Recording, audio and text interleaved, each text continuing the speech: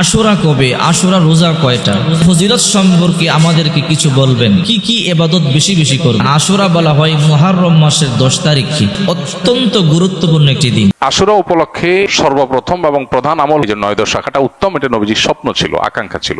আশুরার এই দিবসের শিক্ষাটা গ্রহণ করা। আশুরার শিক্ষা কি? আশুরা আমাদেরকে কি বার্তা দেয়?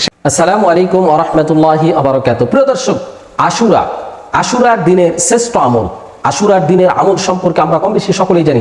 আশুরার দিনে কোন আমলগুলি আমরা করব, কোন দোয়াগুলি বেশি বেশি পাঠ করলে আমরা বেশি নেকি অর্জন করতে পারবো, কোন আমলগুলি করলে আমরা বেশি নেকি অর্জন করতে পারবো। আজকে আমরা কোরআন ও হাদিস থেকে সঠিকটি জানবো ইনশাআল্লাহ। এই আমলগুলি কিভাবে করতে হবে, কখন করতে হবে, আশুরার দিনের কোন সময় এই আমলগুলি আমরা করব, সে বিষয়ে আজকে আমরা জানবো ইনশাআল্লাহ। আজকে আমাদের বিশেষজ্ঞ প্যানেলে বাংলাদেশের বিজ্ঞ 3 জন আলেম রয়েছেন।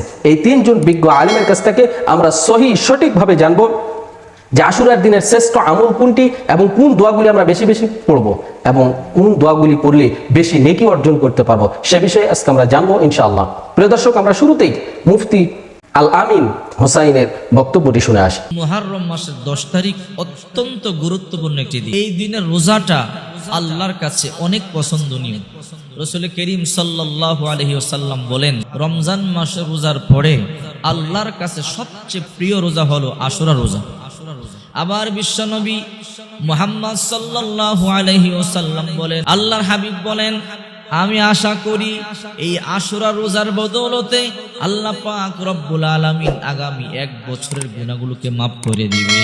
এই আশুরা রোজার বদৌলতে আল্লাহ পাক রব্বুল আলামিন 1 বছরের গুনাহ মাফ করে দিবে। এবার আসুন, আশুরা রোজা কবে রাখবেন, কিভাবে রাখবেন। দেখেন, বিশ্বনবী মুহাম্মদ সাল্লাল্লাহু আলাইহি ওয়াসাল্লাম যখন হিজরত করে মক্কা থেকে মদিনাতুল মুনাওয়ারায় গেলেন, একরাম দেখলেন ইহুদিরা একটা রোজা রাখে এই আশুরার দিন। বিশ্বনবী মুহাম্মদ সাল্লাল্লাহু আলাইহি ওয়াসাল্লাম জিজ্ঞাসা করলেন, আরে ইহুদিরা, এই আশুরার দিন তোমরা কেন রোজা রাখো? ইহুদিরা বলল, ইয়া রাসূলুল্লাহ, এই দিন আমাদের নবী মুসা আলাইহিস সালামকে আল্লাহ তাআলা ফেরাউনের অত্যাচার থেকে, ফেরাউনের জুলুম থেকে নিষ্কৃতি দিয়েছিল। আর ফেরাউনকে এই দিন আল্লাহ পাক রব্বুল আলামিন নীল দরিয়ার মধ্যে ডুবিয়ে মেরেছিল। এই জন্য শুকরিয়া স্বরূপ আমরা আল্লাহর কাছে শুকরিয়া আদায় করি। আমরা আমাদের শুকরিয়া আদায়ার্থে মুসা পয়গম্বরকে যে আল্লাহ বাঁচিয়েছেন, এই জন্য আমরা মুহররমের 10 তারিখে রোজা রাখি। রাসূল করিম সাল্লাল্লাহু আলাইহি সাল্লাম বলেন, সাহাবীরা, তোমরাও এই মুহররমের 10 তারিখে রোজা রাখো। কারণ মুসা একজন নবী, আমি একজন নবী, মুসা আমার ভাই, তাদের থেকে আমার হক বেশি। ইহুদিরা রোজা রাখে, আমি মুসার ভাই, আমি একজন নবী, আমিও রোজা রাখবো। তো সাহাবায়ে কেরাম বলেন, নবীজি, ইহুদিরা একদিন রাখে, আমরাও কি একদিন রাখবো? আল্লাহর হাবিব বললেন, যদি আমি আগামীতে বেঁচে থাকি তাহলে 9 তারিখও রোজা রাখবো। মুহররমের 10 তারিখ হলো আশুরা রোজা। আপনারা যারা রোজা রাখবেন 9 তারিখ একটা রাখবেন, 10 তারিখ একটা রাখবেন। আর যদি 9 তারিখ রাখতে না পারেন তাহলে 10 তারিখ এবং 11 তারিখ রাখবেন। 10 তারিখটা হলো মেইন রোজা, আর এর আগে অথবা এর পিছনে একটা মিলে রোজা রাখবেন। এটা হলো রাসূল করিম সাল্লাল্লাহু আলাইহি সাল্লামের সুন্নাহ। এই মুহররমের 10 তারিখ এতটা গুরুত্বপূর্ণ, শুনলে অবাক হবেন। এই দিনে আল্লাহ পাক রব্বুল আলামিন এই দুনিয়া সৃষ্টি করেছেন। এই দিনে আল্লাহ পাক রব্বুল আলামিন আবার দুনিয়াকে ধ্বংস করবেন। এই দিনে বাবা আদম আলাইহিস সালাম এবং মা হাওয়া আলাইহিস সালামকে আল্লাহ তাআলা সৃষ্টি করেছেন, এবং এই দিনেই বাবা আদম এবং মা হাওয়াকে আল্লাহ পাক রব্বুল আলামিন দুনিয়াতে প্রেরণ করেছেন। আল্লাহ পাক রব্বুল আলামিন বাবা আদম এবং মা হাওয়াকে আরাফার ময়দানে একত্রিত করেছেন, দুইজনকে মিলিয়ে দিয়েছেন। যেদিন দুইজনকে পেয়েছিলেন, ওই দিনটার নামও ছিল আশুরার দিন।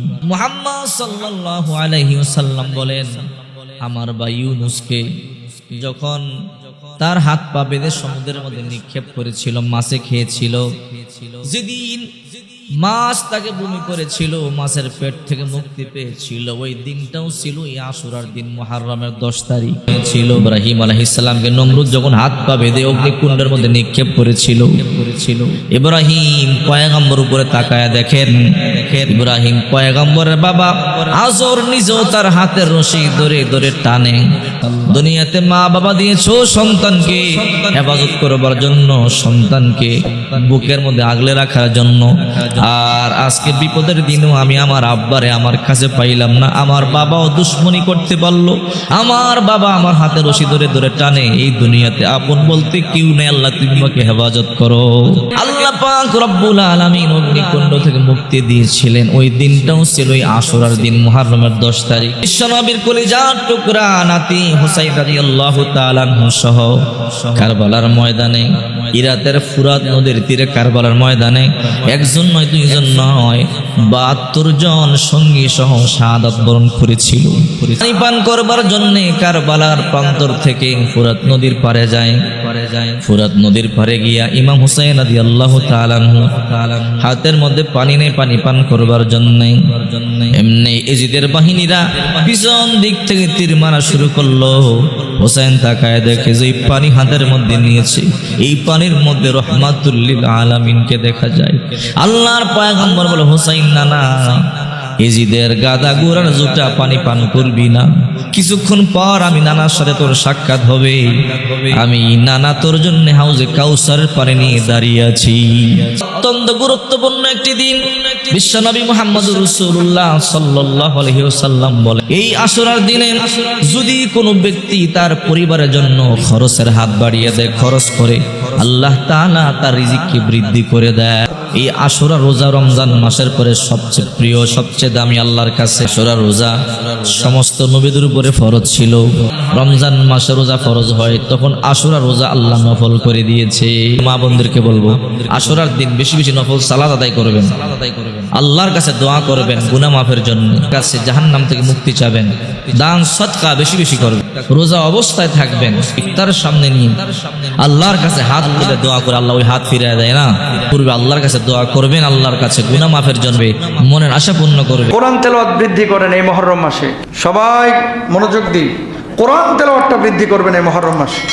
শুধু তেলাওয়াত করে না, একটু বুঝে তেলাওয়াত করার চেষ্টা করবেন ইনশাআল্লাহ। বলেন, দান সাদাকা করবেন, আত্মসমালোচনা এবং নতুন হিজরি বছরের জন্য কিছু কর্ম পরিকল্পনা করবেন।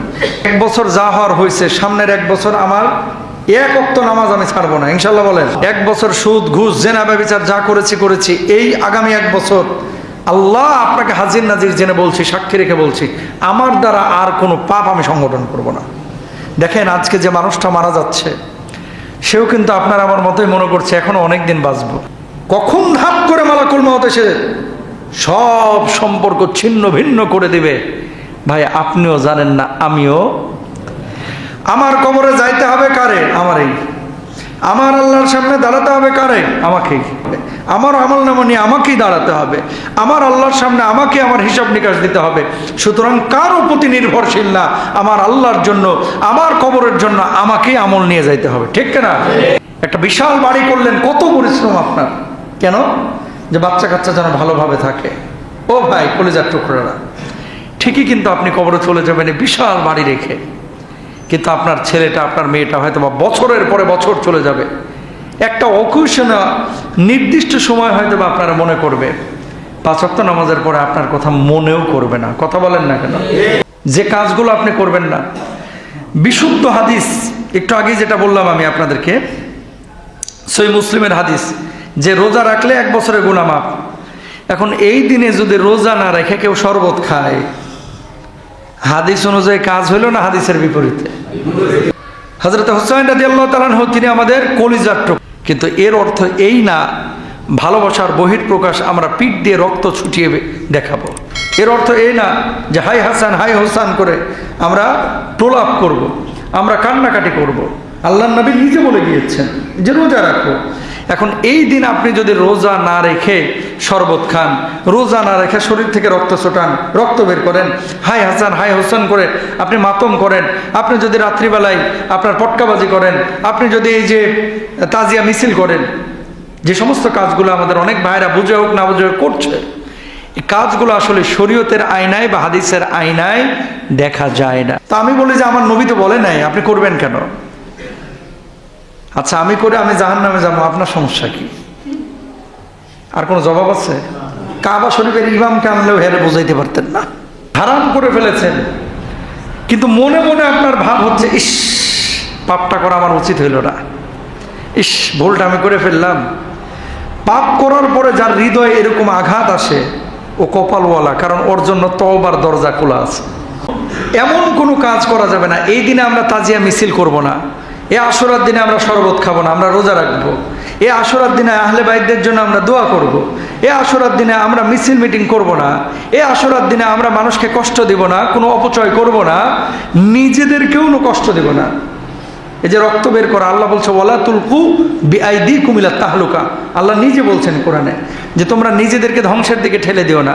পিঠে যদি আপনি এভাবে শেকল দিয়ে হাই হাসান হাই হোসেন করে এভাবে চাপড়ান, পিঠ দিয়ে রক্ত বাইর হয় না, একটা দুর্ঘটনাও তো ঘটতে পারে। হযরতে হুসাইন রাদিয়াল্লাহু তাআলা আনহু, আল্লাহ রাব্বুল আলামিন জান্নাতের যুবকদের সর্দার তাকে তিনি বানিয়েছেন, বানাবেন কিয়ামতের ময়দানে। তিনি যেমন শহীদ হয়েছেন, আবু বকর, ওসমান, আলী রাদিয়াল্লাহু তাআলা আনহুমদের মতো সাহাবীরা তারাও কিন্তু শহীদ হয়েছেন। চারজন প্রধান সাহাবী, চারজনই তো শহীদ হয়েছেন। চারজন শহীদ হয়েছেন না? তো ওনারাও তো দুনিয়া থেকে বিদায় নিয়েছেন। এখন ওনাদের জন্য কি আলাদা আলাদা আপনি মিছিল মিটিং করবেন? আপনি হিসাব করেন তাহলে বছরে 12 মাসে 300 দিনের বেশি মিছিল করা লাগবে। বুঝছেন বিষয়টা? তারা আমাদের কলিজার টুকরা, কোনো সন্দেহ নাই। আর সোমবার তো সাপ্তাহিক নফল রোজা আছে, ক্ষেত্রে আমরা টানা 3টা রাখতে পারি। শুক্রবার দিবাগত রাত, শনিবার দিবাগত রাত, এই দুইটা আশুরা। আর রবিবার দিবাগত রাত হলো কিসের? সোমবারের সাপ্তাহিক নফল রোজা। তাহলে টানা 3টা রোজা হয়ে গেল। একের ভিতরে 2 চান, মানে শর্টকাটে। তাহলে সেক্ষেত্রে শনি আর রবি রাখলে রোববারেরটা ডাবল নিয়ত করতে পারেন। 11ই মুহররম হিসাবে রোজা, আবার সোমবারের রোজা, দুইটা সবই একসাথে পাওয়া যাবে। আর যদি কেউ 3টা রাখেন তাহলে তার সব বেশি, এটা বলার অপেক্ষা রাখে না। অতএব আসর রোজাগুলো আমরা রাখার চেষ্টা করবো ইনশাআল্লাহ। এই দিন আল্লাহ রাব্বুল আলামিন মুসা আলাইহিস সালামকে বিজয় দিয়েছেন, সত্যের বিজয় দিয়ে। সেই ঐতিহাসিক দিন আল্লাহ নবী মুসা আলাইহিস সালাম সেটার জন্য আল্লাহর কাছে শুকরিয়া আদায় করে তিনি রোজা রেখেছেন, এবং তার অনুসরণে আমরাও রোজা রাখি। এবং ইয়াহুদীদের রোজার চাইতে আমাদের রোজা যেন ভিন্নতর হয়, সেজন্য আমরা 2টা রোজা রাখি। এবং সেই 2টা রোজার ভিতরে সবচেয়ে উত্তম হয় 9-10, 9-10 না পারলে 10-11, এই 2টা ধাপের রোজা।